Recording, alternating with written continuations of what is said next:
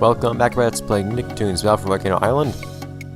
We're gonna head on to the second required level. Look, a bit of a change of scenery too. Oh, hi. Interesting music. I didn't really pay much attention to this last time I heard it. Hi, blobby things.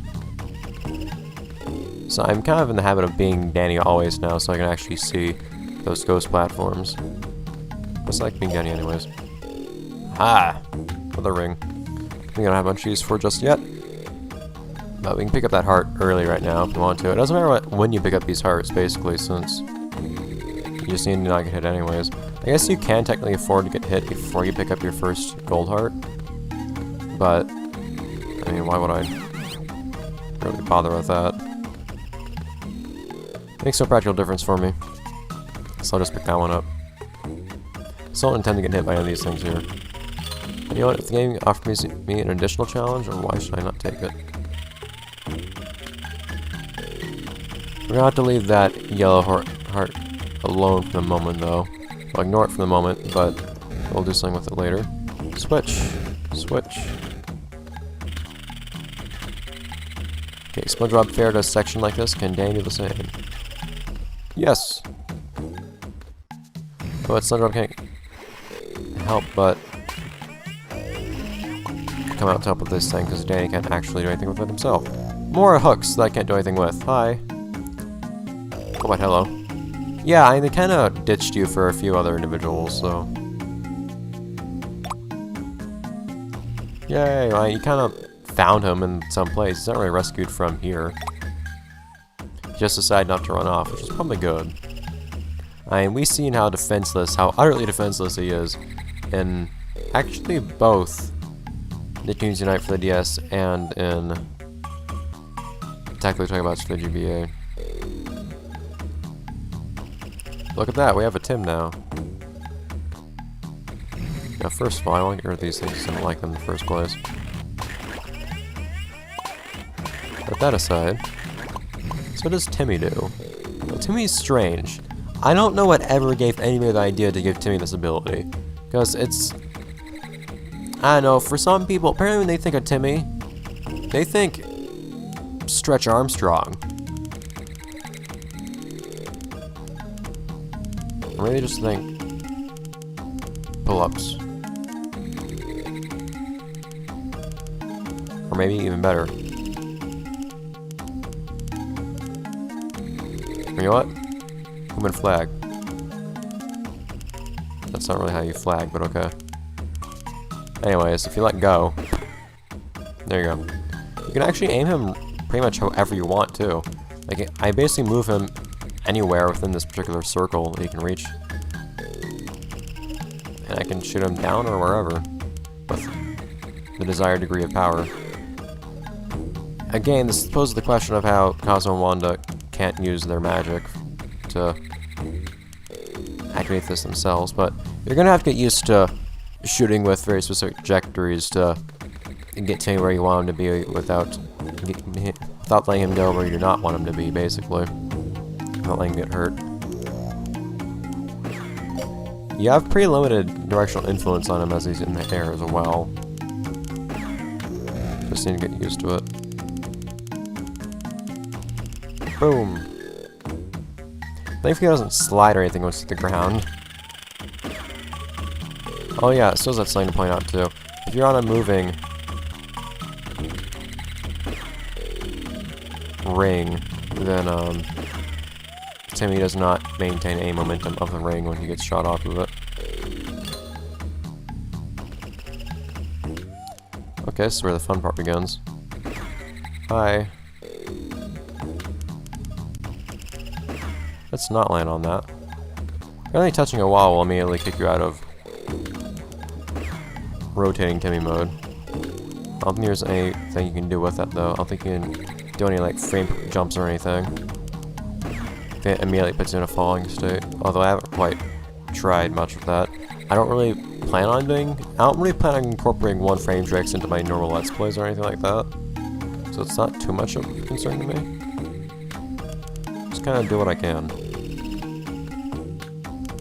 And one frame tricks are not usually on that list of things I can do. I don't know if that enemy can touch you there or not, but I don't really care to find out.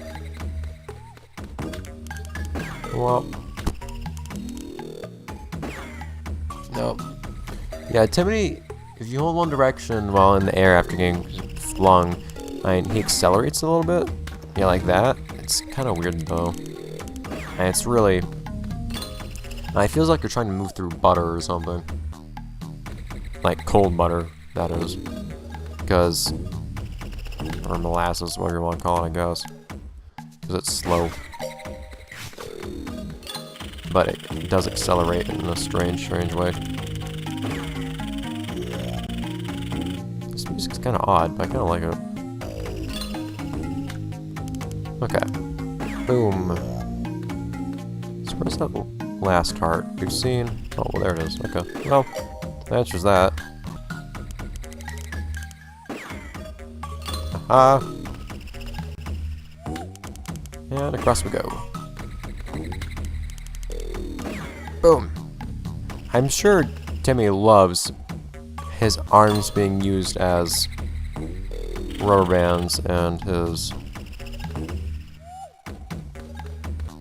head being used to cushion his impact every single time as well.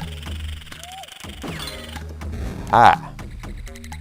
Look at that fancy. I prefer not to get hit by that thing though.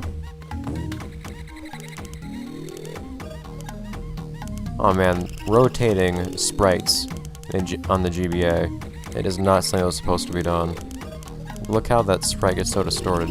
This is what it's supposed to look like, although upside down. This is what it's supposed to look like. But look at that. Like randomly gets longer and shorter sometimes. It's so odd. Okay. I can actually use this thing. So now we understand the impact that these things have on our mobility.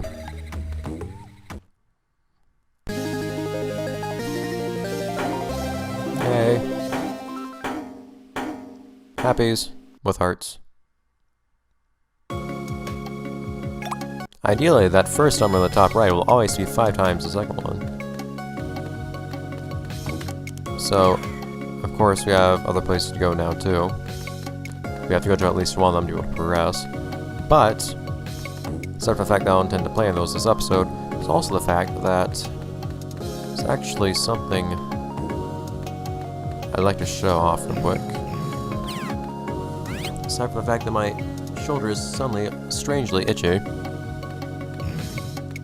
What's Timmy's normal level animation?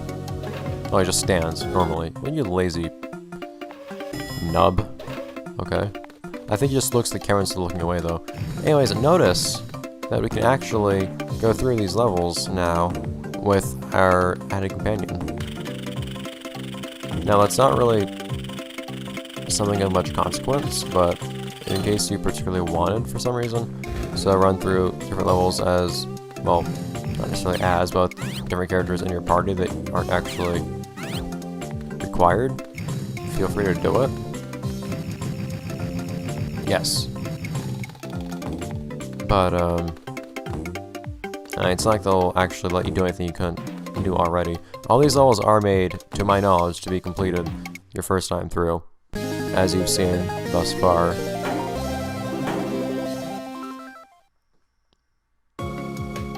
Squishy Timmy look like. Do you want to see Squishy Timmy this episode or next episode? I think we should probably see Squishy Timmy next episode. So yeah, we won't force Timmy into a thin elevator until next time, but it will be the first thing we do. By the way, you can switch to another character from Intangible Danny. Just a random side note, but you can't switch into another character while inside of these. But you can also make, but in doing so, you make that star on the top right pulse, which is fun. It just pulses without stitching anybody. Big star. Okay, though, so that's gonna have to be it for this episode. Let's play Nicktoons Battle for Volcano Island. See you guys next time in the next episode when... Where's this go? would you look at that? More stuff to do. I like having hubs where you can...